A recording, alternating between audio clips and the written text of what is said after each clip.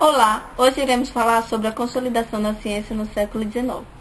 O século XIX foi o grande período no qual a ciência se consolidou e realmente passou a definir marcos na caminhada da humanidade. Nesse século, entre inúmeros titãs que mudaram a maneira da humanidade pensar, há dois que sobressaem, Darwin e Marx. Mas antes de conhecermos um pouco as revoluções provocadas por esses grandes homens, olhemos um pouco a história da física e da química. A química. O século XIX foi o grande século da química, a superação da ideia e o esclarecimento da combustão de Lavoisier. No final do século XVIII, traz novos direcionamentos para as investigações sobre a natureza das substâncias. A necessidade de tratamento quantitativo dos fenômenos químicos passa a ser uma exigência e um instrumento indispensável em qualquer laboratório. São estabelecidas as leis de combinações, destacando-se os trabalhos de Benjamin, Ernst e Joseph, que passaram a definir não só as possibilidades de determinação de compostos, como a previsibilidade de novas substâncias. A química não ganha só uma linguagem universal quanto à nomenclatura adotada, mas também quanto aos seus conceitos fundamentais. As classificações dos elementos periódicos são com base nos trabalhos de Demetri. Os conhecimentos químicos da tabela periódica é um dos elementos mais úteis instrumentos para entender a química. Ernst desenvolveu um método para obter soda cáustica e Ternat preparou cloreto de cal, necessário para diversos fins industriais. A física. No século XIX, as grandes descobertas da física, que já desde Galileu e Newton tinham paradigmas que estabeleciam uma ciência prestigiada, principalmente os avanços que teve o cálculo depois das descobertas de Newton e Leibniz. Os estudos mais desenvolvidos no campo da física do século XIX foram a eletricidade e, na continuidade, o eletromagnético.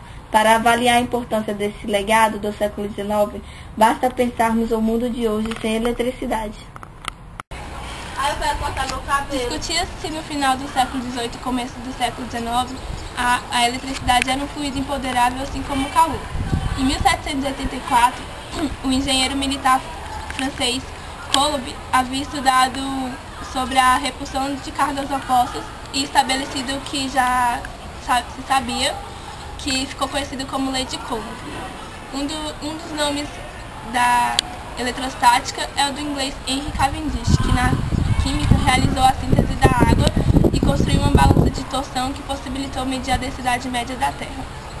O Alexandre Volta descobriu a pilha elétrica, que recebeu esse nome porque as primeiras pilhas eram formadas por moedas empilhadas.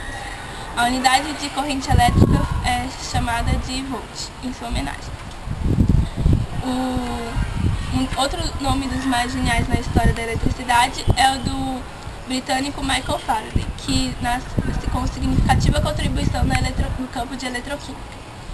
O matemático e físico Lord Kelvin fez uma série de estudos em busca de soluções matemáticas para os fenômenos elétricos que estavam sendo estudados por Maxwell.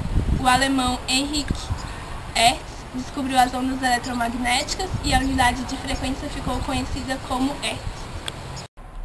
Nos 5 anos de viagem do Beagle, Darwin serviu de geólogo, zoólogo, botânico e assessor científico. Em 1842, tinha o primeiro rascunho com 35 páginas do que se tornaria a origem das espécies. 2 anos depois do esboço, a obra estava mais completa. Em 230 páginas, procurava explicar o aparecimento e o desaparecimento das espécies, por que surgiam e se modificavam com o tempo e por que muitas desapareciam para sempre.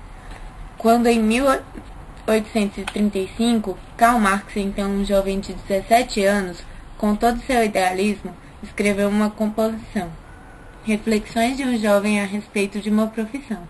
Não poderia supor o quanto iria influir no mundo, nem o quanto seria amado e odiado.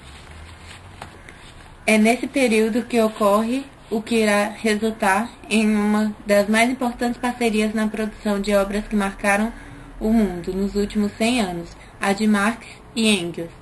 Esse encontro ocorreu no outono de 1844.